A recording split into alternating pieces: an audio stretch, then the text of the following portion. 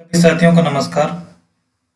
मैं प्रकाश जांगिड़ आज की वीडियो में आपके सामने हिंदी व्याकरण के महत्वपूर्ण अध्याय काव्य की शोभा बढ़ाने वाले तत्व अलंकार को लेकर उपस्थित हुआ हूँ। साथियों, आज की इस वीडियो में हम अलंकार के बारे में विस्तार पूर्वक चर्चा करेंगे, जिसमें अलंकार की परिभाषा, अलंकार के प्रकार और प्रकारों को अनेक उदाहरण के माध्यम से समझेंगे और जानेंगे। तो आइए शुरू करते हैं। हिंदी व्याकरण भाग 1 अलंकार। सबसे पहले हम अलंकार की परिभाषा जानेंगे कि अलंकार किसे कहते हैं। अलंकार शब्द का शाब्दिक अर्थ होता है। शाब्दिक अर्थ अर्थात अलंकार जो शब्द है, अगर हम इसे एक शब्द के अर्थ में जाने या समझें तो इसका शाब्दिक अर्थ क्या होगा? आभूषण यानी गहने। गहने अर्थात जो कि सोना धातु से बने होते हैं, जो कि स्त्रियां और पुरुष अपने तन पर धारण करते हैं, वह गहने अलंकार का शाब्दिक अर्थ है आभूषण। किंतु शब्द निर्माण के आधार पर अलंकार शब्द अलम और कार दो शब्दों के योग से बना है। अर्थात शब्द निर्माण के आधार पर हम देखें, अर्थात अलंकार जो शब्द है वह दो शब्दों से मिलकर बना है। एक है अलम और दूसरा है कार। अलम का अर्थ होता है शोभा और कार का अर्थ होता है करने वाला। तो इस आधार पर अलंकार की परिभाषा हुई काव्य की शोभा बढ़ाने वाले तथा उसके शब्दों एवं अर्थों की सुंदरता में वृद्धि करके चमत्कार उत्पन्न करने वाले कारकों को अलंकार कहते हैं। ठीक है साथियों, अगर परीक्षा में अलंकार की परिभाषा पूछी जाती है तब आपको यही परिभाषा लिखनी है कि काव्य की शोभा बढ़ाने वाले तथा उसके शब्दों एवं अर्थों की सुंदरता में वृद्धि करके चमत्कार उत्पन्न करने वाले कारकों को अलंकार कहते हैं। अगर छोटे रूप में परिभाषा लिखना चाहें तो यह भी लिख सकते हैं, काव्य की शोभा बढ़ाने वाले कारकों को अलंकार कहते हैं। ठीक है साथियों, जिस प्रकार आभूषण धारण करने से तन की शोभा बढ़ती है, उसी प्रकार काव्य में अलंकारों के प्रयोग से काव्य की शोभा में वृद्धि होती है। साथियों, जिस प्रकार महिला जो है, एक महिला स्त्री अपने तन पर यानी अपने शरीर पर आभूषण धारण करके या पहनकर जब निकलती हैं तो उसकी शोभा में वृद्धि होती है, अर्थात उसकी शोभा बढ़ जाती है, वह सुंदर लगती हैं। उसी प्रकार काव्य अर्थात जो कविता है, जो पद्य भाग हैं, उसमें जो रचना होती है वह काव्य कहलाता है। तो अगर कविता या काव्य में अलंकारों का प्रयोग किया जाए तो उस काव्य की या कविता की शोभा में जो है वृद्धि हो जाती है। ठीक है साथियों, यह तो हुई परिभाषा। अब विभिन्न आचार्यों ने अलंकार की अनेक परिभाषाएं दी हैं, उनको एक बार हम देख लेते हैं।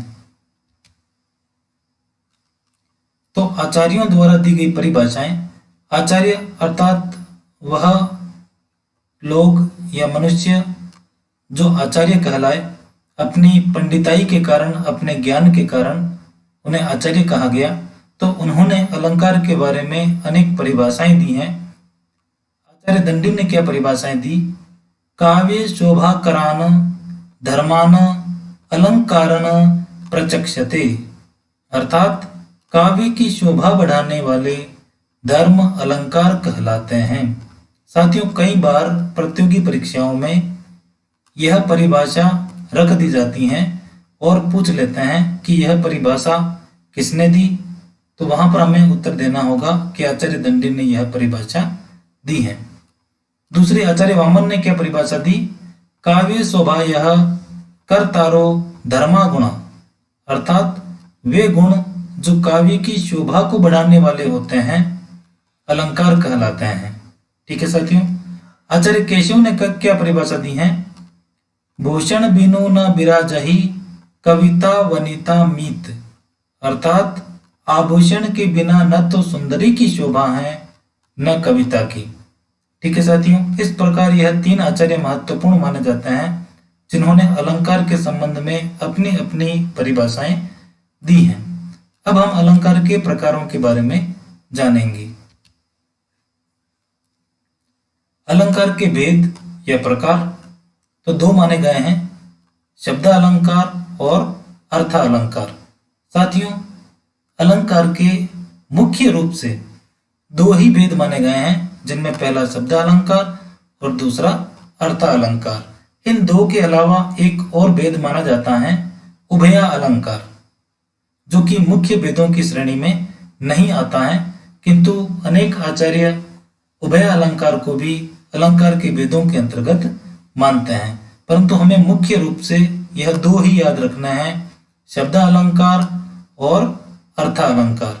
आज के वीडियो में हम शब्द अलंकार के बारे में जानेंगे, अर्थ अलंकार के बारे में जानेंगे और शब्द अलंकार के प्रकारों के बारे में विस्तार पूर्वक अध्ययन करेंगे। ठीक है, तो आइए देखते हैं। सबसे पहले शब्द अलंकार की परिभाषा जान लेते हैं। शब्द विशेष के चमत्कार द्वारा जो अलंकार काव्य का सौंदर्य बढ़ाते हैं वे शब्द अलंकार कहलाते हैं। अर्थात काव्य में या काव्य पंक्ति या कविता में शब्द विशेष का चमत्कार हो, अर्थात किसी शब्द के माध्यम से पूरे काव्य में या काव्य पंक्ति में चमत्कार उत्पन्न हो जाए, तो वहां पर कौन सा अलंकार कहलाएगा? शब्द अलंकार कहलाएगा। अर्थात काव्य में प्रयुक्त शब्द को बदलकर उसका पर्याय रख देने से अर्थ न बदलते हुए भी उसका चमत्कार नष्ट हो जाता है, वहां शब्द अलंकार होता है। अनुप्रास, यमक, श्लेष, वक्रोक्ति आदि शब्द अलंकार के भेद हैं। ठीक है साथियों, अर्थात काव्य में या काव्य पंक्ति में हम किसी शब्द के स्थान पर उसका पर्यायवाची अगर शब्द रख दें और उसका अर्थ तो नहीं बदलता है, किंतु उसका चमत्कार जहां पर नष्ट हो जाए वहां पर शब्द अलंकार होता है। अर्थात साधारण परिभाषा में शब्द विशेष के चमत्कार द्वारा जो अलंकार काव्य का सौंदर्य बढ़ाते हैं वे शब्द अलंकार कहलाते हैं। जैसे एक उदाहरण दे रखा है, तरनी तनुजा तट तमाल तरुवर बहु छाई। यहाँ पर साथियों तरनी तनुजा अर्थात सूर्य की पुत्री यमुना उसे कहा गया है। अगर मैं तरनी तनुजा के स्थान पर यहाँ पर यमुना लिख दूं और एक काव्य पंक्ति बना दूं, तो उसमें वह चमत्कार नहीं रहेगा जो कि तरनी तनुजा शब्द को रखने से इस पंक्ति में आ रहा है। तो उसके आधार पर शब्द तो वही रहा यमुना, तरनी तनुजा का भी अर्थ यमुना ही है, किंतु यमुना शब्द रखने से इस पंक्ति में वह चमत्कार नहीं रहेगा जो तरनी तनुजा शब्द के रखने से आ रहा है। तो इस प्रकार यह शब्द के माध्यम से चमत्कार उत्पन्न हो रहा है, इसके कारण यह शब्द अलंकार कहलाएगा। ठीक है साथियों, अब हम आगे अर्थ अलंकार के बारे में जानेंगे। अर्थ अलंकार, सबसे पहले हम इसकी परिभाषा जानेंगे।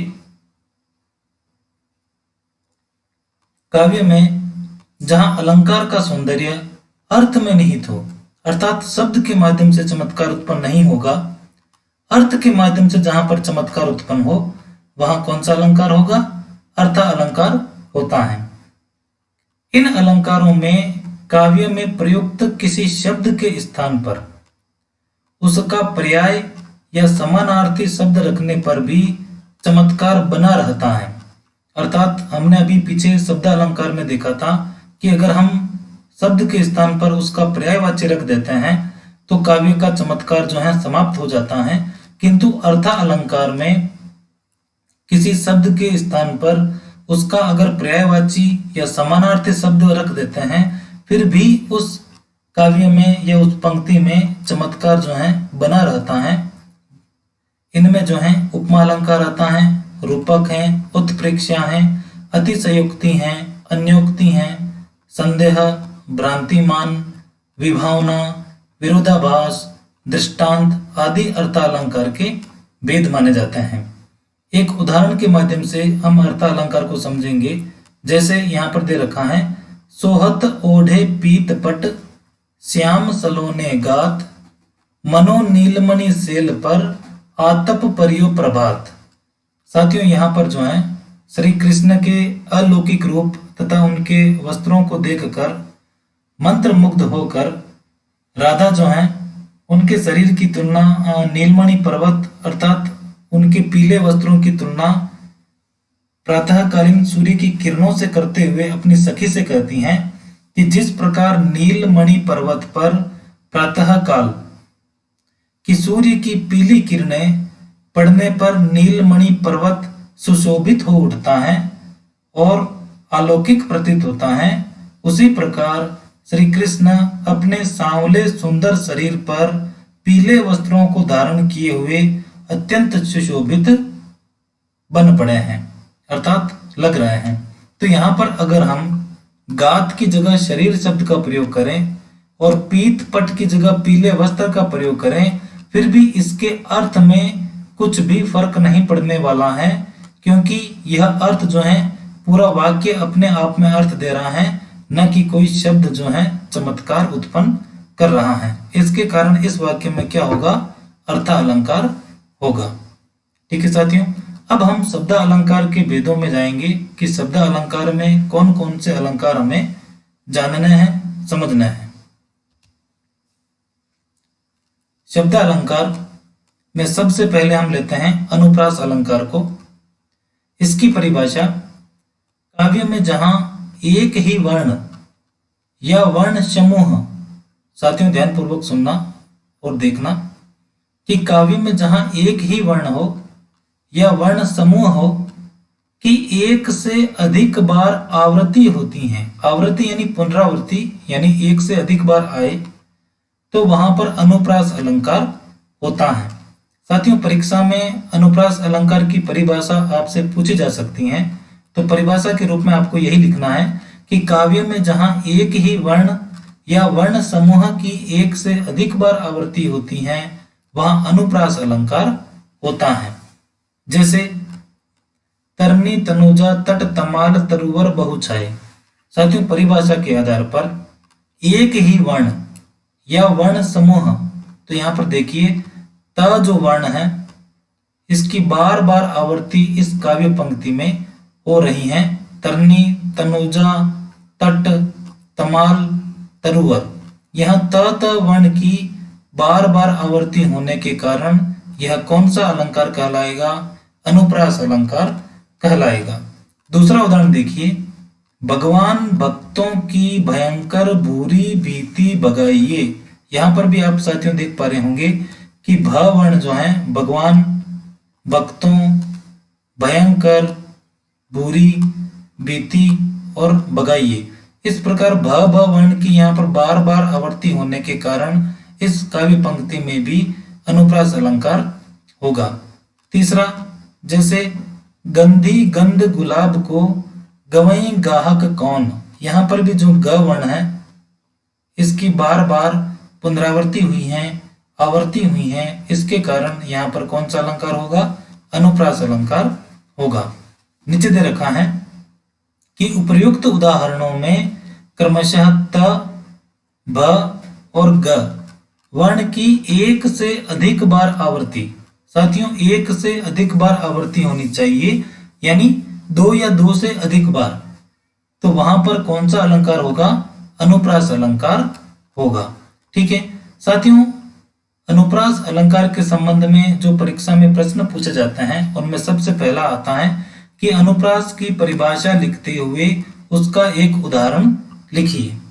दूसरा प्रश्न बनता है कि आपको एक उदाहरण दे देंगे, जैसे ये भगवान भक्तों की भयंकर बुरी भीति भगाइए, और पूछ लेंगे कि इसमें कौन सा अलंकार है, तो वहां पर आपको बताना होगा कि अनुप्रास अलंकार है। और उसकी पहचान आप किस प्रकार करेंगे, क्योंकि इसमें भ ब वर्ण की जो है बार बार आवृत्ति हुई है अर्थात बार बार आए हैं, इसके कारण यहाँ पर अनुप्रास अलंकार होगा। ठीक है, अब आगे हम दूसरा प्रकार शब्द अलंकार का जानेंगे। उससे पहले अनुप्रास अलंकार के और उदाहरण देख लेते हैं कि कौन से उदाहरण महत्वपूर्ण हैं जो परीक्षा में आने योग्य हैं। तो अनुप्रास अलंकार के अन्य उदाहरण निपट निरंकसु निठुर निशंको। यहां पर जो है न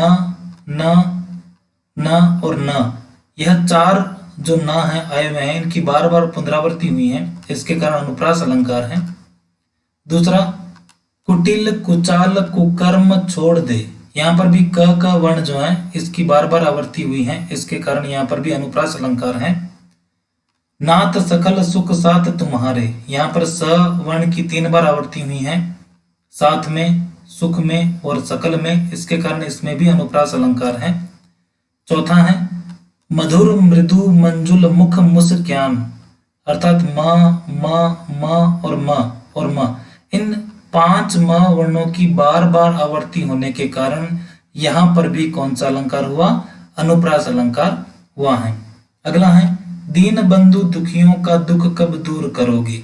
यहाँ जो है द वर्ण की बार बार आवर्ती हुई है, इसके कारण यहाँ पर कौन सा अलंकार होगा? अनुप्रास अलंकार। छठा है घेर घेर घोर गगन धराधर हो, यहाँ पर घेर घेर में आप देख पा रहे होंगे ग घ इन वर्णों की बार बार आवर्ती होने के कारण यहाँ कौन सा अलंकार हुआ? अनुप्रास अलंकार। अगला है कोकिल कीर कपोतनी के कुल केली करें, तो इसमें भी क वर्ण की बार बार आवर्ती होने के कारण यहाँ पर कौन सा अलंकार होगा? अनुप्रास अलंकार होगा। साथियों, यह विशेष रूप से ध्यान रखना कि अनुप्रास अलंकार में वर्ण की बार बार आवर्ती होती है, न कि शब्द की। इस बात का आप विशेष तौर पर ध्यान रखें कि वर्ण, हिंदी में जो स्वर और व्यंजन जो वर्ण है, उन वर्णों में से किसी एक वर्ण की जो है बार बार आवर्ती आपके अगर काव्य पंक्ति में होती हो तो वहां पर अनुप्रास अलंकार होगा। यह सभी जो उदाहरण हैं वो परीक्षा में, पिछली परीक्षाओं में पूछे जा चुके हैं, तो इस तौर पर इस वीडियो में संग्रहित किए गए हैं। मान लो आपके परीक्षा में इन्हीं में से कोई पूछ लिया जाए तो आप आसानी से अनुप्रास अलंकार उसका जवाब दे सकते हैं। अब दूसरा अलंकार, शब्द अलंकार में ही दूसरा अलंकार यमक अलंकार। सबसे पहले इसकी परिभाषा, यमक का अर्थ होता है दो। काव्य में जब कोई शब्द 2 या 2 से अधिक बार आए, साथियों यहाँ पर परिभाषा में ध्यान देना, काव्य में जब कोई शब्द, न कि वर्ण, यहाँ पर शब्द कहा गया है, 2 या 2 से अधिक बार आए तथा प्रत्येक बार उसका अर्थ भिन्न हो, यानी काव्य में कोई शब्द है जो कि 2 या 2 से अधिक बार आए, लेकिन प्रत्येक बार जो है उसका अर्थ अलग अलग होना चाहिए, अर्थात उसका अर्थ भिन्न हो, वहां पर यमक अलंकार होता है। ठीक है, यह परिभाषा आपको याद रखनी है कि यमक अलंकार की परिभाषा क्या है। तो यमक का अर्थ होता है 2, और काव्य में जब कोई शब्द 2 या 2 से अधिक बार आए तथा प्रत्येक बार उसका अर्थ भिन्न हो, वहां पर यमक अलंकार होता है। जैसे कनक कनक ते 100 गुनी मादकता अधिकाय, या खाए बोराय जग वा पाए बोराय। साथियों, यह एक काव्य पंक्ति है, इसमें कनक और कनक, यह जो 2 शब्द हैं, कनक और कनक, समान दिखने वाले शब्द हैं और इनकी आवर्ती जो है काव्य पंक्ति में 2 बार हुई है। परिभाषा में भी कहा गया था कि यह 2 या 2 से अधिक बार आए, तो यहाँ पर 2 बार आ चुके हैं, कनक और कनक, और प्रत्येक बार उसका अर्थ अलग हो। तो यहाँ पर आप देखेंगे, यहाँ कनक शब्द 2 बार प्रयुक्त हुआ है, जिसमें पहले कनक सोना और दूसरे में धतूरा के अर्थ में प्रयोग होने के कारण इसमें यमक अलंकार है। अर्थात पहला कनक जो शब्द है वह सोने का अर्थ देता है, और दूसरा सोना अर्थात एक धातु का अर्थ देता है, और दूसरा जो शब्द है कनक वह एक धतूरे का अर्थ देता है। धतूरा एक मादक चीज है जो नशा करने के काम में आता है, और सोना एक आभूषण। तो इस काव्य पंक्ति में कनक और कनक 2 शब्द जो कि अलग अलग हैं, उनका अर्थ अलग अलग है, प्रयोग होने के कारण यह यमक अलंकार माना जाएगा। दूसरा उदाहरण देखिए, सारंग ले सारंग चली, सारंग पूगो आय, सारंग ले सारंग धरियो, सारंग सारंग माय। यहां पर आप देख पा रहे होंगे कि एक ही शब्द सारंग की इस वाक्य में 7 बार आवर्ती हुई है, अर्थात 7 बार आए हैं, किंतु हर एक बार उसका अर्थ जो है अलग अलग है। जिसमें पहले सारंग का अर्थ है घड़ा, दूसरे सारंग का अर्थ है सुंदरी, तीसरे सारंग का अर्थ है बादल, चौथे का है वस्त्र, पांचवे का है घड़ा और छठे का सुंदरी और सातवें का सरोवर। तो इस काव्य पंक्ति में जितनी बार भी सारंग शब्द आया है उनका अर्थ जो है अलग अलग है। इस कारण यहाँ पर कौन सा अलंकार होगा? यमक अलंकार होगा। ठीक है साथियों, इस काव्य पंक्ति का अर्थ यह होता है कि सारंग ले सारंग चली, सारंग अर्थात घड़ा लेकर एक सुंदरी चली, सारंग पूगो आए, सारंग अर्थात इतने में जो है बादल वहां पर आ गए, सारंग ले सारंग धरियो, सारंग यानी वस्त्र और सारंग यानी घड़ा, उस सुंदरी ने अपने वस्त्र घड़े में रखे, सारंग सारंग माय, और वह सुंदरी यानी सारंग सारंग यानी सरोवर में बह चली, अर्थात वहां से निकल चली। ठीक है, अब हम यमक अलंकार से संबंधित और उदाहरण देखेंगे जो कि परीक्षा में आने योग्य हैं।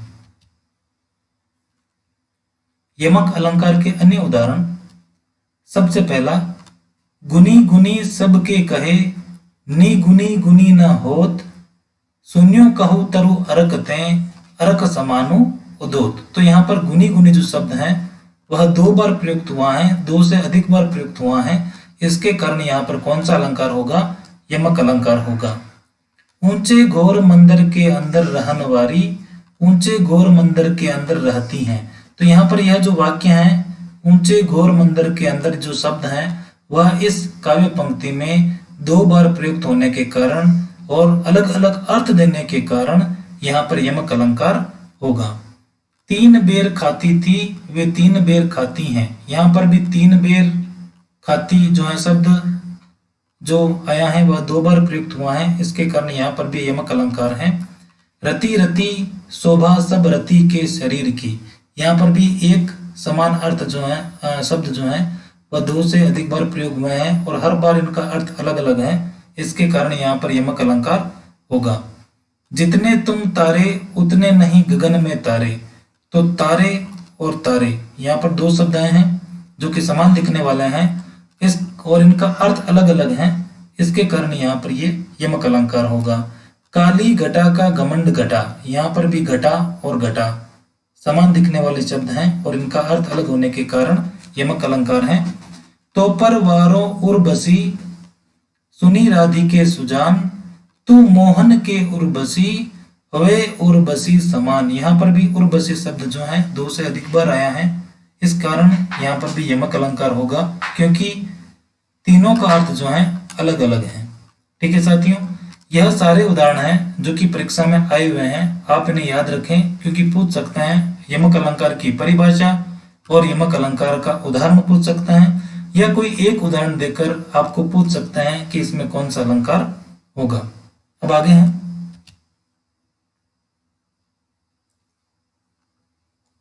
श्लेष अलंकार, जो कि शब्द अलंकार का ही तीसरा भेद है। सबसे पहले परिभाषा, श्लेष शब्द श्लिष धातु से बना है, जिसका अर्थ होता है मिला हुआ, सटा हुआ अथवा चिपका हुआ, अर्थात जहां काव्य में प्रयुक्त एक शब्द से 2 या 2 से अधिक अर्थ प्रकट होते हैं वहां श्लेष अलंकार होता है। अर्थात काव्य में एक ही शब्द का प्रयोग किया जाए परंतु उस एक शब्द के काव्य के अन्य शब्दों से संबंध हो और वह 2 या 2 से अधिक अर्थ प्रकट करे, तो वहां पर कौन सा अलंकार होगा? श्लेष अलंकार होगा। जैसे रहीमन पानी राखिए, बिन पानी सब सून, पानी गए न उबरे, मोती मानस चून। तो साथियों यहाँ जो पानी जो शब्द है वह वाक्य में प्रयुक्त मोती, मानस और चून, इन 3 शब्दों के संदर्भ में पानी के अनेक अलग अलग अर्थ निकल रहे हैं। परिभाषा के अनुसार जहां काव्य में प्रयुक्त एक शब्द से दो या दो से अधिक अर्थ प्रकट होते हों, तो यहाँ पर जो पानी शब्द है वह इस वाक्य में 3 अर्थ प्रयुक्त कर रहा है। पानी शब्द से जो है मोती, मानस और चून के संदर्भ में अलग अलग अर्थ हैं। यहाँ पानी शब्द का मोती के संदर्भ में अर्थ है चमक, मनुष्य के अर्थ में संदर्भ है इज्जत, और चून अर्थात आटे के संदर्भ में जल के अर्थ में इसका प्रयोग होने के कारण यह कौन सा अलंकार कहलाएगा? श्लेष अलंकार कहलाएगा। ठीक है साथियों, यह श्लेष अलंकार कहलाएगा। इसके कारण यहाँ पर यह श्लेष अलंकार कहलाएगा क्योंकि यह एक ही शब्द जो है दो या दो से अधिक यहाँ पर अर्थ प्रकट कर रहा है। दूसरा उदाहरण देखिए, सुबरन को ढूंढत फिरत कवि व्यभिचारी चोर।